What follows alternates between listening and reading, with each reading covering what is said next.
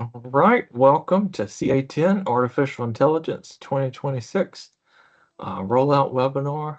This one's not for teachers. Obviously, this one is the one for CIMCs and CTE directors. So we're going to do some introductions. I'm Brent Curran, Senior Consultant for Computer Science, IT, and Technology Education here at NCCTE. And I'm going to throw it over to Christy.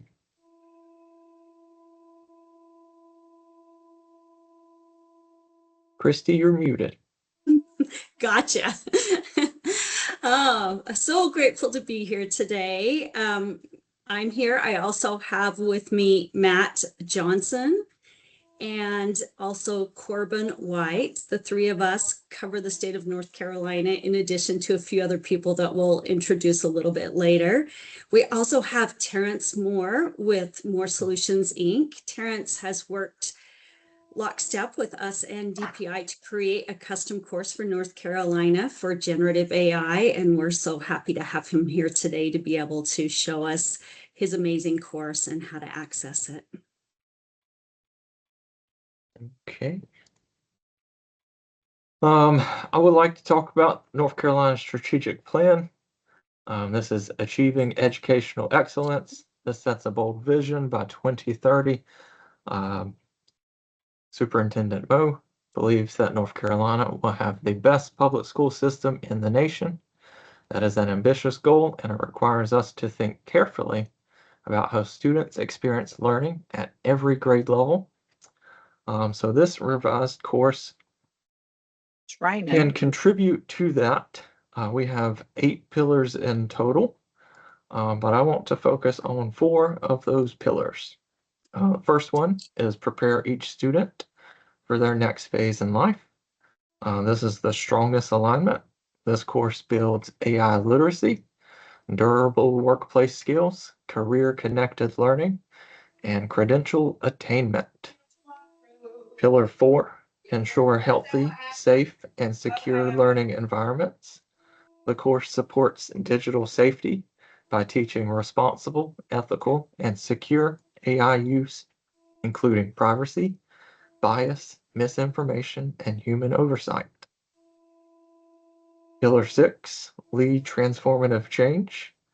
The course revision reflects continuous improvement and responsiveness to emerging workforce and instructional needs, adding an industry recognized credential strengthens the course as scalable, career-connected model that helps schools modernize AI learning while maintaining a focus on safe, responsible, and ethical use.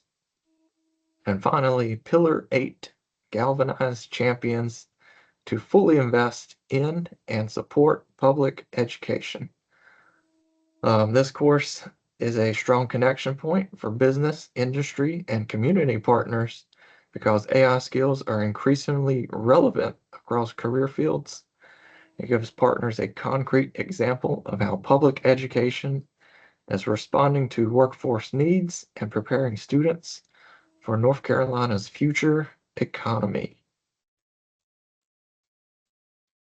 All right, so course information. This information can be found on our 26-27 future CMS system. This course is a supplemental employability course, and it is in all of our cluster groupings, all of our pathways. So if you have it in your CTE program, this is where this course aligns. Course description. I'm not going to read this out to you guys, but we've highlighted some words that you can focus on as you are given this course to your different schools within your PSU.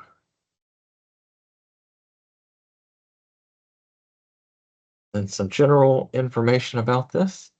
Lead consultant for this course. The course is launching in pilot status. Our POL is a credential, which is the Generative AI Foundations. It is 135 to 150 hours of instruction. We recommend a max enrollment of 25. It meets the computer science graduation requirement, and this course can be offered in both middle and high school for that requirement. So who can teach this course? As far as course licensure, any CTE license is accepted. And then from the course delivery standpoint, teachers are highly recommended, but not required to hold the credential for course delivery. Course outcomes. These are our overarching expectations for what students should know and be able to do on the completion of this course. They're written in a student-friendly language. Outcomes are designed to be shared with both students and parents. They provide a clear understanding of what students will walk away with and help answer the critical why. Students focused goal and a sense of purpose on their learning journey. So here are our standards and objectives. Standard 1, understand how generative AI models work. Standard 2, understand how to design effective prompts. Standard 3, apply prompt engineering to create and refine AI outputs. 4, understand the ethical, legal, and societal responsibilities of using AI. And 5, apply generative AI to solve problems and enhance creativity. Our curriculum guide will be published to the CSIT Moodle in the upcoming days. And of course, it will be available on the new CTE Resource Center that launches July the 1st. So CTSO alignment. CTSOs are intracurricular, not co-curricular or after school. Since this is supplemental employability, any CTSO could align with this. There are some natural fit competitions, such as FBLA. They have a artificial intelligence, or TSA, the Technology Student Association. They also have another competition that is a direct alignment. But really, you could modify any competition to be used as a learning experience in this course with artificial intelligence. You may not be able to compete with that because many of our CTSOs say that you can use AI as a thinking partner or to correct your grammar or whatnot, but you could not use AI to make your project. So you would have to use that as a classroom experience only for a lot of these competitions, but that's perfectly acceptable for a course just like this. The curriculum vendor information, Generative AI Foundations, is from More Solutions Incorporated. It is purchased in a bundle with the credential from Certiport. And there's two ways that you guys can access that. There's the local learning management system, such as Canvas, or on the Gmetric system.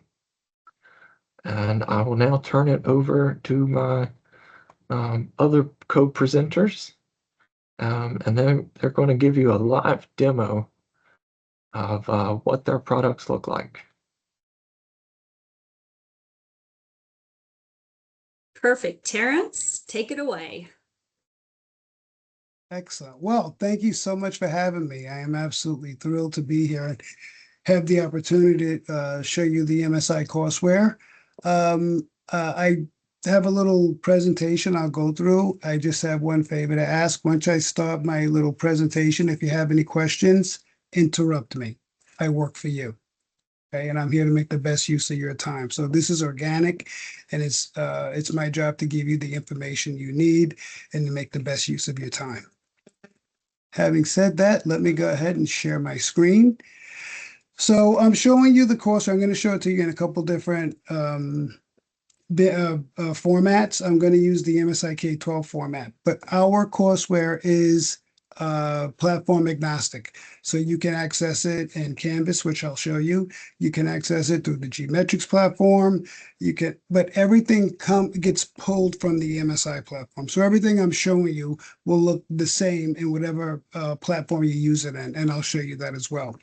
So first thing I would like to show you is the way our courses are laid out and scaffold. So we always have a home page. We tell you what we're going to teach, how we're going to teach it, and what assessments are available. We have an AI sandbox. I like this feature because it gives the students an opportunity to practice writing prompts in a safe environment. So we have some prompts preloaded. So write a story about nature. If you put that prompt in, you can type your own or take one from the ones that are pre-made. And this is actually going to go to our AI system in a safe environment and return results. So this can get the student used to actually being in there and writing some prompts. We also have a new prompt style, which I'm really excited about. This particular exercise shows you that. So this one is an actual AI agent that grades. So you have a scenario here. Once you read through the scenario, I have this kind of set up so I can go through it quick just to show you. So first, it says to review the third quarter distributor, blah, blah, blah. And then from here, you have to pick which prompt is the correct prompt. So that's not the correct one. Okay, so you see it writing and then analyzing the prompt. So it's actually taking that information into account. Once you complete that first part of the exercise, then you read the second step. Now, like I said, I have these pre-written for the sake of time, but the student will have to write these. Once I get to this one, so now it went through again, analyzed, and here it filled in all of this information, okay? And you can see that this step has effectively been completed, okay? And now it actually generated the Excel sheet, and this is live. So we can actually go through and see the information and how it was applied. And then it's going to actually chart it. So here, this is all of the book sales. I know I'm going quick, but I'm just trying to show you how it's returning all of this in real time. And this actually lives on our server. So it took all of this data, crunched it, and then you can actually click on H1 to see how the data was parsed. Okay, so you can have more time to play around with this. But this is really cool, the fact that you can go in and have this agent actually write this query and then generate this report and grade it. But the student, like I said, would have to keep writing the prompt and keep refining it. So this is a new activity type. I haven't seen this activity type any place except with us. Somebody else may have it. I haven't seen it because the fact that this lives on our server and gives the students an opportunity to practice writing those prompts and queries and utilizing the AI agent. Okay. Let me get back to the course. Once the student plays around with those AI tools that live in the course, navigation is super easy. You click next. If you're in Canvas, you'll click the Canvas next. If you're in Geometrics, most of you know how to use Geometrics. You get the chance to select what period the student is in. This is important because we have a robust grade book. So the grade book is then going to be built by period to make it a lot easier on the teacher.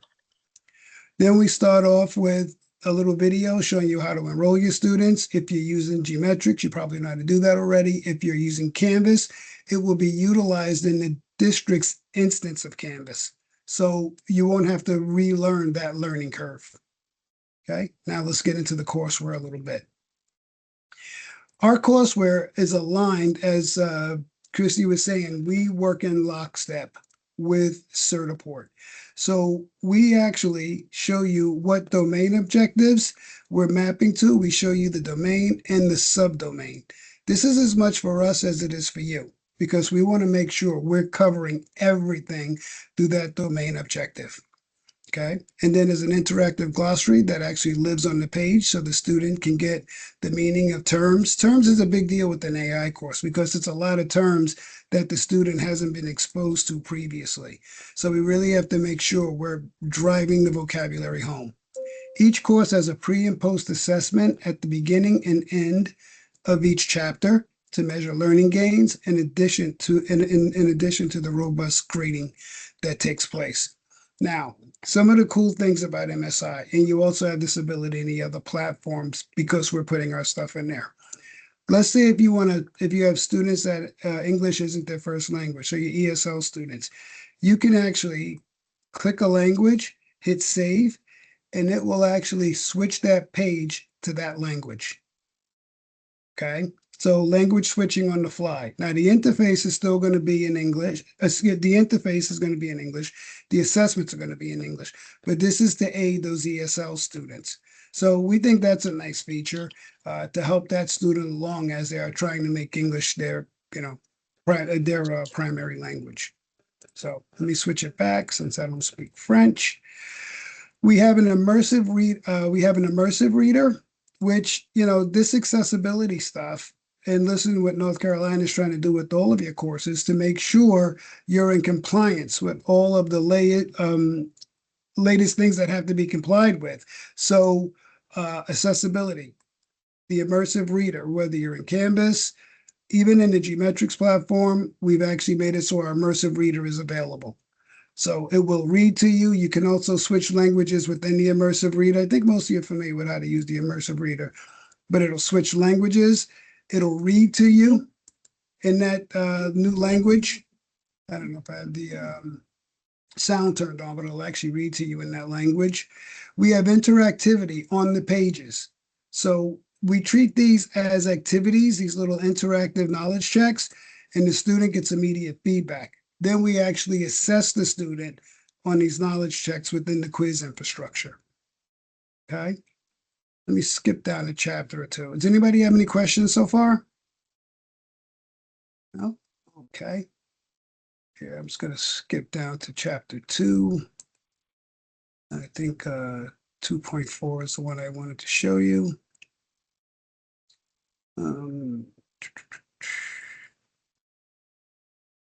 Okay. So you can see, like I said, as you go through, we try to make this is an assessment that's in ordering. You find these types of question types actually on the certification exam from time to time. Okay. We have we try to make our courseware very entertaining. We try to make it visually appealing. So you want to keep the students engaged as well as, while they're learning. All of our bells and whistles work on any platform the student is in. So if you take, bear with me. So you can see how the activities go. So they learn a little bit, then they have an assessment. Okay. So I'm going to take you into one of the assessments to show you how they're laid out as well. Parents, Yes. is that pre-assessment, can that be used at the beginning of the course or a beginning of each chapter? Yes, it can. There's a pre-assessment at the beginning of each chapter and then a post-assessment at the end of each chapter. Thank you. Okay. And then what we did is we broke up the quizzes into segments. So we have the questions from the topic pages, those knowledge checks, those were those little drag and drops and ordering. We assess the students here on those particular ones. So it's the same thing that they were just questioned on. And then we have scenario-based activities showing how the information applies in the real world. You can flag a question for review just like you can on the certification exam. Also, there's a timer to get the students used to working in a timed environment. Now, once a student completes a quiz, they'll be able to go in to get asked a couple of times of whether or not they're ready to submit it. If they see a red, that's a question that was incorrect. Gray means it wasn't attempted. And if there was a little red notch, that would mean it was flagged for review and they didn't get back to it. So the student can go through the quiz and then self-remediate. The teacher can take the first grade, the last grade, or the best grade. So the teacher has the ability to structure that part of their class however they see fit. You know how to serve your population better than we do. Okay.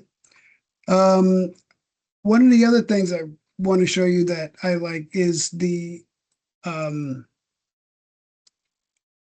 state alignment standards. Oh, and no matter what platform you're in, all of these types of visual elements work in any of the platforms that we ship in. Okay. So just to widen the aperture,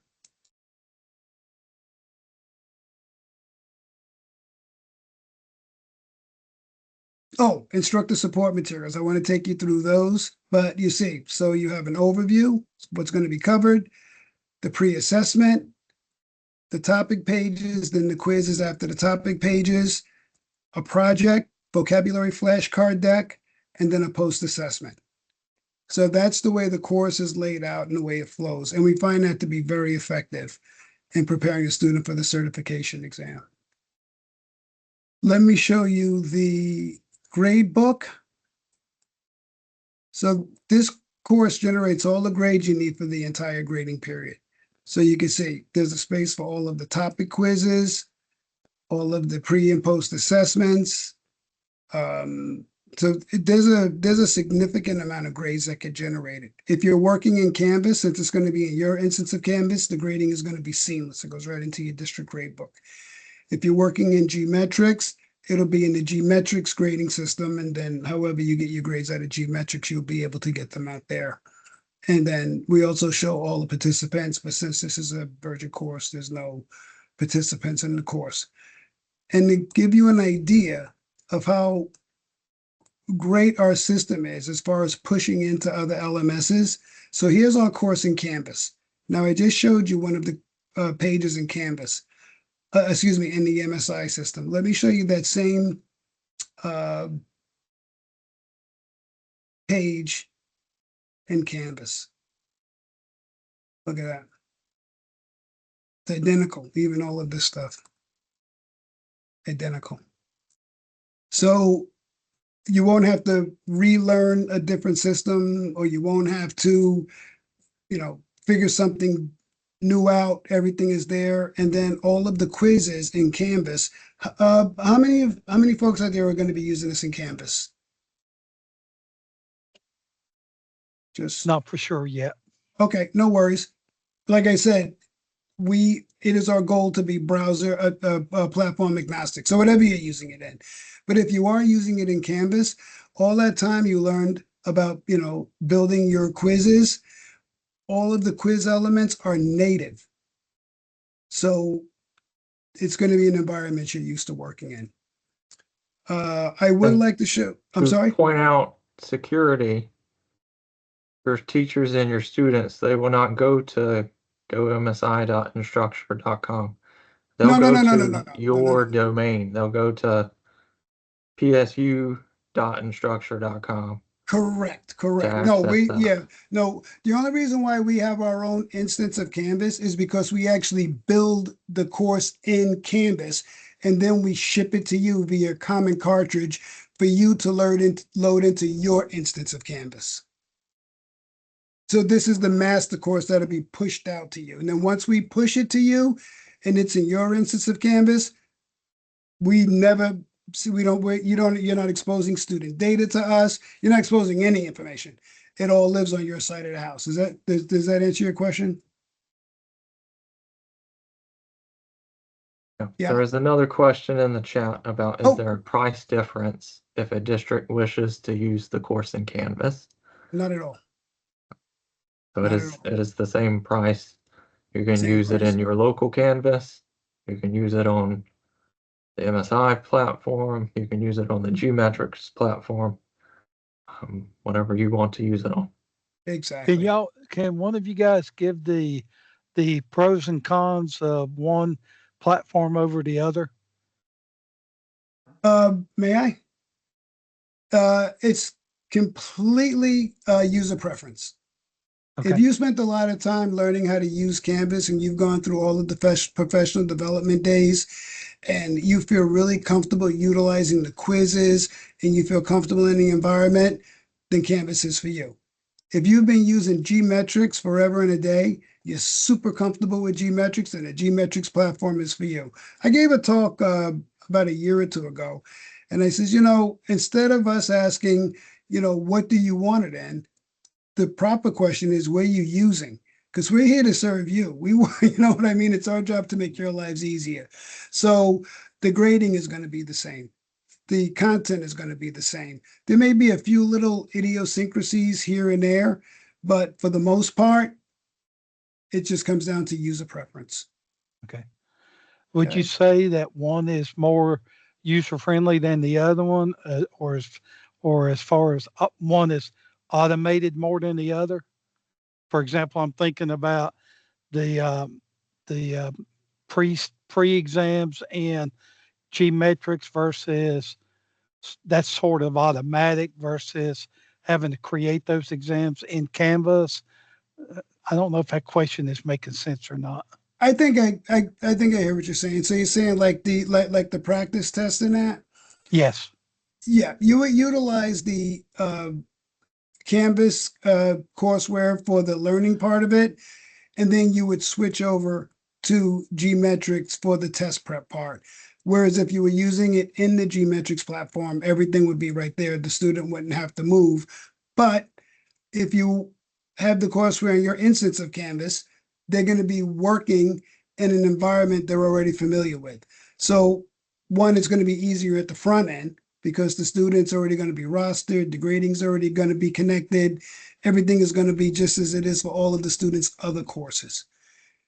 And then they just have to switch over to Gmetrics for the learning.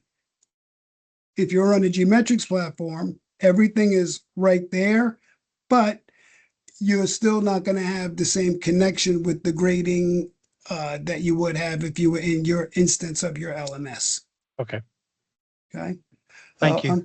My pleasure. Sample lessons, activities, projects, as others, or will MSI be the sole source? That's a question for the Certiport team. This The course is MSI, effective. so Terrence teams with us. And so when you purchase the MSI course, you'll actually be purchasing it through us. Yeah. There is one other thing that I want to show you, the instructor support materials. Let me see. Oh, that's an express course.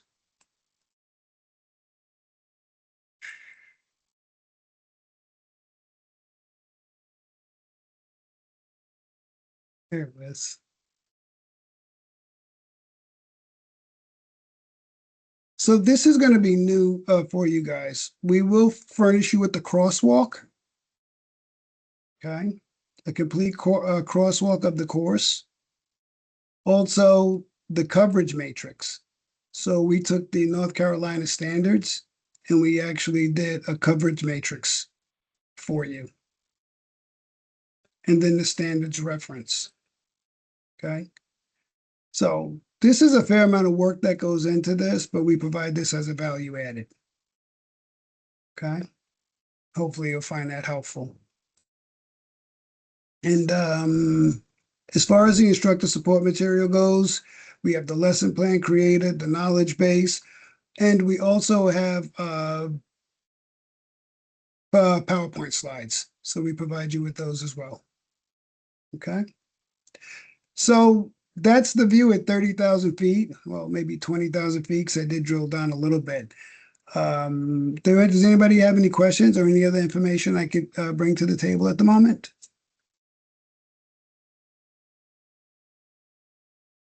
No? Either it was very thorough or very boring. I'm going to go with thorough. What do you think, Julie? Very good. All Hey, right. Terrence, Yes. or Brent, Damien asked a question about districts blocking AI related sites. Is there going to be some kind of technical guide that comes out that if external AI websites are required to be unblocked, will That's a there be a great technical question. guide provided? Yeah, I'm about to go over that next. Okay. All right. And from our side of the house, everything that's in our courses is hosted on the MSI servers. So there's no other URL. So that sandbox we built, we actually host that on our servers. Okay. So we don't interface with any third-party vendors. So we start out with the blank page and generate the content. We start out with the ones and zeros and construct our LTI site, which is what pushes the content to Canvas and Gmetrics and our platform. So we Okay. decided to make that investment. Otherwise, we got to give you a white list label, a white label list that's a yard long. None of that with MSI. We handle everything, soup to nuts.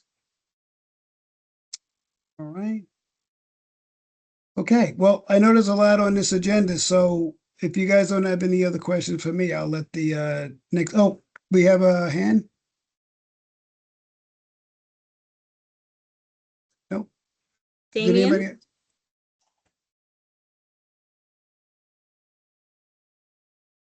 No. Okay. All right. Well, with that, I will remain a fly on the wall, but I still see a hand. Damien, did you have a question? I think what they're looking for is what I'm about to go over next.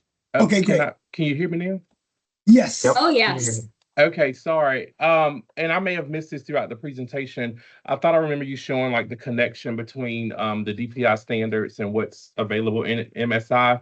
I was just curious to know if there was like a similar resource developed that shows the connection between the curriculum and MSI and maybe the exam objectives and domains that are listed on the Certiport site. Yeah, it's a great Yes, question. we have So that. at the beginning of each chapter, we have a domain map. So we don't only show the domain, but we even show the subdomain that's covered in that chapter and where it's covered. Okay, thanks. Okay, great. Okay, with that, I'll be quiet and let you guys get to the next thing. But if you have any questions, I'm available. Okay. Aligned credentials. This course has 2 aligned credentials. The proof of learning credential is the generative AI foundations. That's the one that everyone's been getting training on for free right now. That's the one we've done the AI boot camps on. We also have an aligned credential. This is one that we consider optional, but yes, it does count within your credential potential. That is the Information Technology Specialist, Artificial Intelligence. Within the curriculum guide, we will have the course outcomes and a curriculum teacher brief.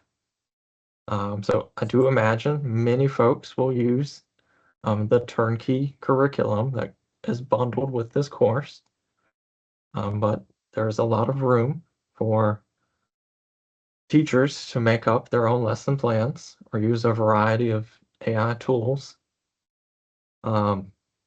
So I guess the question earlier was, what are the recommended websites and tools and whatnot? There's too many new ones coming out for us to list in a document that is only updated once a school year. So I do plan on maintaining kind of a live list that will be posted to our CTE resource hub as far as these are the AI tools, like ChatGPT, Adobe Express, Sono, different things like that. But our general guidance is at the end of the day, these are local level decisions, and your local level IT team is the one that is going to approve or deny a website. I wish I could say every school gets Magic School, or every school will get, something else. But we know it doesn't work that way in our state.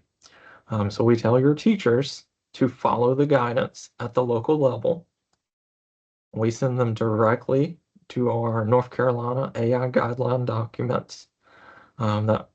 These are the documents that your IT staff follow whenever they are selecting tools for their student learning experiences.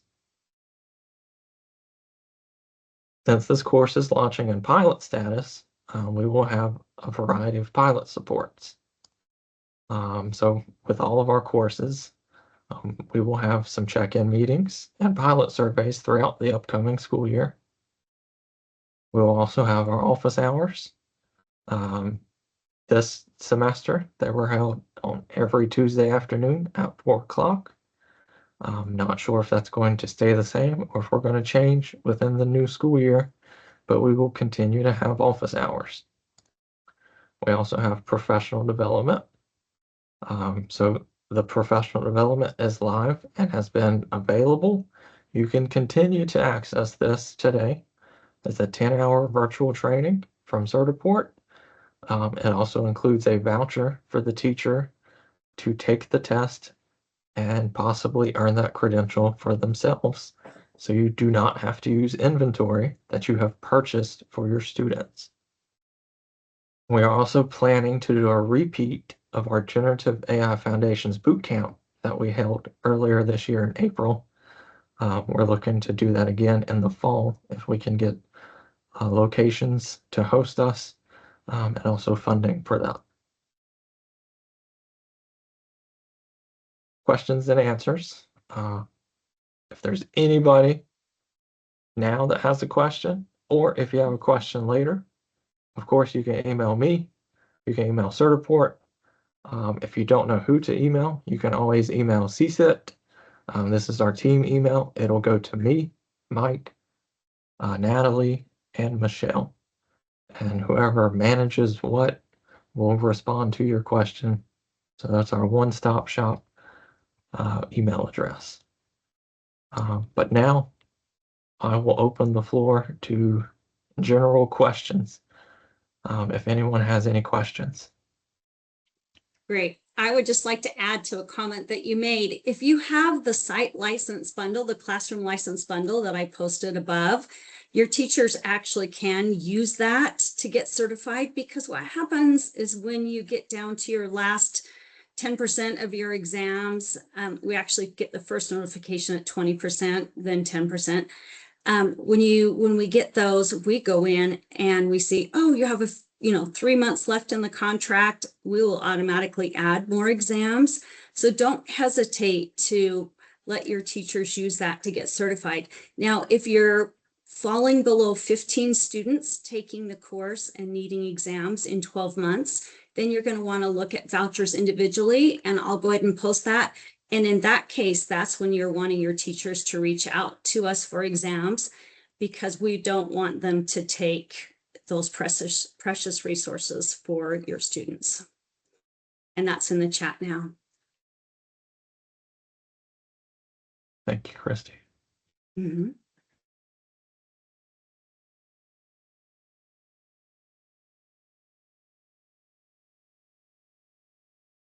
All right.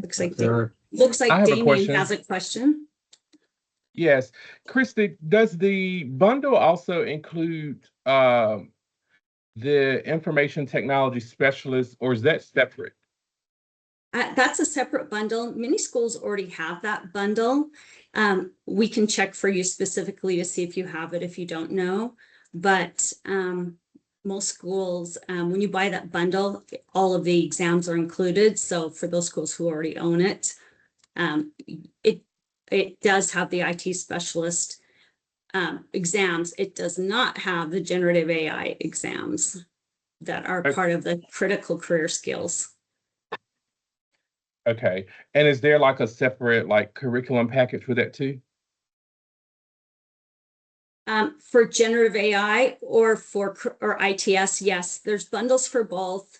The IT specialist bundle, I believe, is $3,900. I would have to look it up for sure. Okay. Well, in fact, I'll look it up while we're talking. But that also includes the exams, the practice test, and the course. So if you have that already and that's what you're choosing as proof of learning, then that would be also an option for you. Okay, thank you. And Brent, I just wanted, and I could have missed this during the rollout throughout the year, but our district, we didn't realize that there was a second credential, optional aligned credential to this course. And so when we were making strategic decisions around maximizing credential attainment rates, we just didn't realize there was a second credential. And so I don't know if there's a space for feedback, but we are planning to implement this course in a pilot state in our middle schools to satisfy the requirement. And we recognize that there are no specific hour seat time requirement for middle schools. And so my point is, it's going to be a challenge for us to do this in a semester time frame when our middle schools are running 45 minutes courses. So trying to get 2 credentials, and then ultimately it's going to impact our credential attainment. It's going to be a challenge. And so if there's an opportunity space for feedback to reconsider that aligned credential, I'd certainly be willing to share and submit feedback.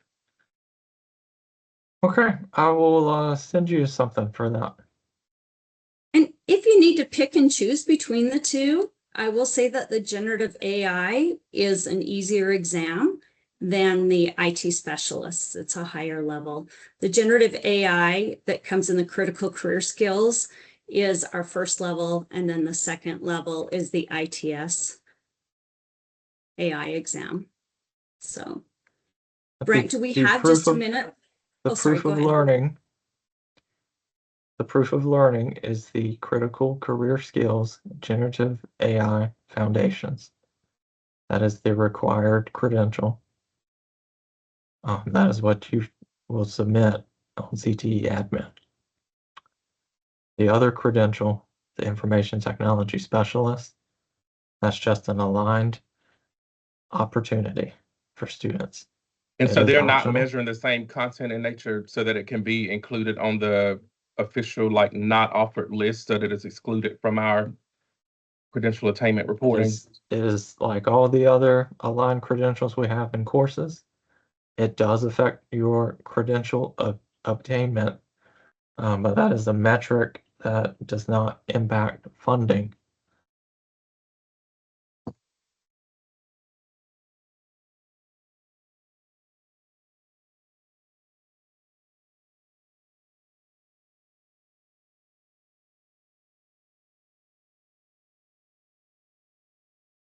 Any other questions? If not, Brent, I'd like to share a couple slides. Would that be okay? Sure. Perfect. Perfect, perfect. All right. Okay, can you all see my screen? Yes. Okay, perfect. Just move that out of the way. Okay, these slides will be shared with Brent and he will post them. This is something that Matt and I put together so that you could have when you're doing your back to school sessions or as you're sending things out to your teachers. We'll also be presenting these slides in the next session we're doing with Brent that's meant for the teachers.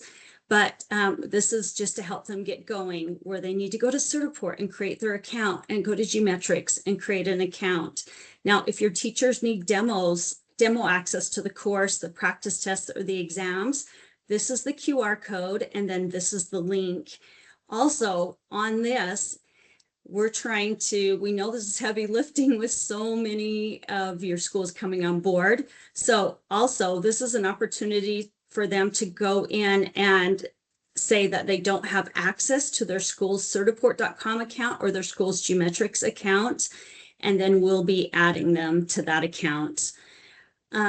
So again, you'll get these slides, so don't, you can take a picture, of course, but you'll get these. So anyway, I also wanted to let you know that we have some changes here in North Carolina. Matt and I have been running ragged for the past year, and we have grown our team to meet the size of North Carolina's growth. So I'm happy to say, well, happy and sad because I'm losing some of you, but we do now have 5 account managers in the state of North Carolina. They have been getting trained since April 1st and are getting up to speed, and they will be sending out introduction emails this week so that everyone will know what who covers which accounts. So here is the contact information, and then just watch for an email from your territory manager. And then also I wanted to introduce, and he is on this call, Corbin White, and he is our amazing North Carolina onboarding specialist. His full-time job is just to help our North Carolina teachers get up and going. And his specialty is teaching them how to use the exams. We have a place that they can sign up right here and book an appointment with them. Also a phone number that they can reach out to them. Now, if your teacher is needing help with, I just realized we're not in presenter mode, are we? There we go. Does that look better? Hopefully it does. Although now you're seeing my next slide. So anyway, it's all good. So if it is a geometrics question, then what you're going to want to do is give them geometrics phone number. Corbin definitely can help on geometrics, but if he's spending all day troubleshooting and helping teachers get up on board with geometrics, then he won't have as much time to help with the exams. So we're dividing and conquering. Geometrics has a whole team standing by. They're available for Monday to Friday from 8 a.m. to 7 p.m. Eastern time. And this is the phone number. Encourage your teachers to program that into their cell phone. They also have live training webinars. Also, they have an onboarding specialist who has drop-in sessions, and these are the dates and times available, and the teachers just have to click this link and they can drop into one of her trainings. Now, the trainings, if you have your MSI course inside of geometrics, then this training will actually cover for the course and for the practice test. So 2 trainings in one, which is always helpful. And then if your course is on the MSI platform, then you're going to want to click here, which is the link to the MSI support. Now, if a teacher's in the middle of an exam and they have questions, this is our exam tech support number. And then also our student password reset number. This number, oh, I'll fix that extension before I send it out. This is extension 1. When the students have problems with their passwords, it's really important that they call themselves. The teacher can be there, but because of student privacy laws that have been in place, now only the student can represent themselves. Just the same as you as a teacher, you would have to call for yourself. So here's a little bit about the exam, and you can share this at your back to school PD events with your teachers. The exam is 40 to 45 questions. You have 50 minutes to take it. As Brent said, it satisfies the computer science graduation requirements. It can be offered in middle school or high school. Any teacher can teach the course. Here's another link again for those free exams and practice tests if they missed it on the first page. Here's some pricing. So again, if you're going to have more than 15 students in 12 months, you want to do this bundle, which includes the course, the practice tests, and the exams. Or if you have less than 15 students in 12 months, then you'd buy at $187.43 per student. Now, this is awesome because it's available to test your students on a PC, a Mac, or a Chromebook. And in fact, they can access the course, the practice tests, and the exams on any of these 3. And then, as you heard, MSI is the adopted curriculum. Now, you guys may have heard the name MSI before. Anybody who's teaching project management, your project management course is also on the MSI platform. And I actually meant to say that earlier, so I'm excited to share that now. So if you have teachers who want to take an exam, there are 3 places right now. We'll go ahead and add 4 a little bit later on, which is the roadshow that Brent mentioned earlier, that we're going to do another one in the fall. But you can take it at the local high school, you can take it at North Carolina Summer Conference, or we have our Certified Users Conference coming up June 14th through the 17th. And if you guys will also receive this slide, if you want to know more about it, or your teachers want to attend it and take the exam. It's in Tennessee this year, so right in your neighboring state. And then also, this is just a great page for you to share with your teachers.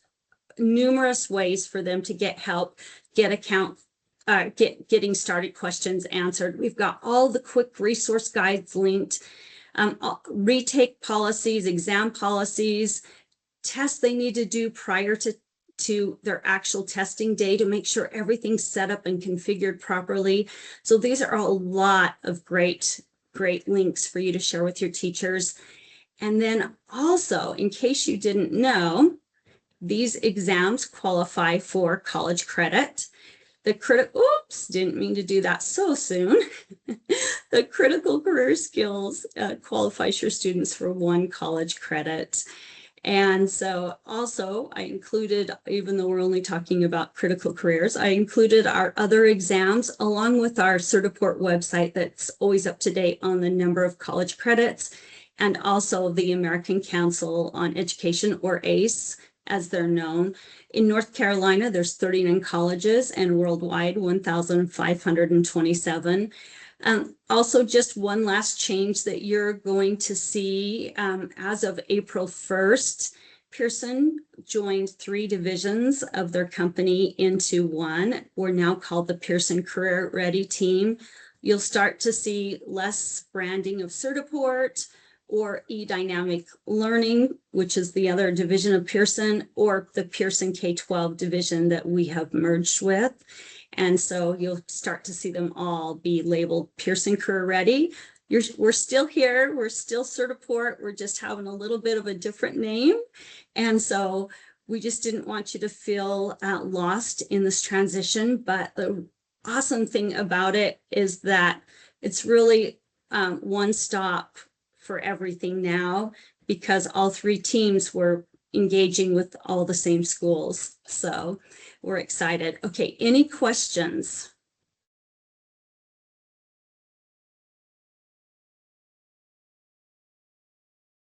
I know we covered a lot really fast.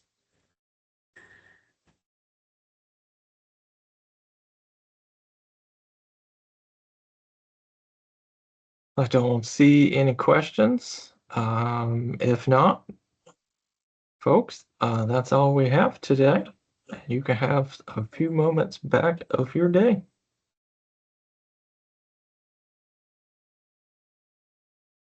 Thank you, guys. everyone. Have a great day. Thank you. Brent, I'll update these slides and send them over to you.